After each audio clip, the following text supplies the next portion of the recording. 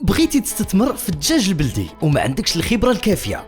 مؤسسة دار الفلاح غتقدم ليك دورة تكوينية عن بعد اللي غادي تخليك تعرف كيفاش تبني الكوري ديالك بأقل تكلفة وتختار السلالات المزيانة وكيفاش تصوب برنامج تغذية اقتصادي وتتعرف على برنامج التلقيحات اللي خاصك تستعمل وتشخص الأمراض بطريقة احترافية وبزاف ديال التقنيات باش تزيد في الإنتاجية ديال المشروع ديالك.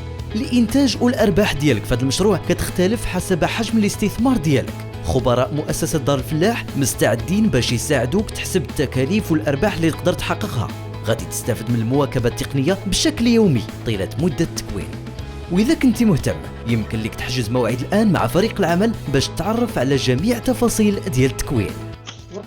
السلام عليكم ورحمة الله تعالى وبركاته. الحمد لله بالنسبة لمؤسسة دار الفلاح لي عظيم الشرف أنني شاركت معكم في واحد المجموعة ديال الدورات التكوينية، من بينهم يعني ديال صيانة الطاقة الشمسية، ومنهم الأشجار المثمرة، ومنهم الحوامض، ومنهم تربية الدجاج.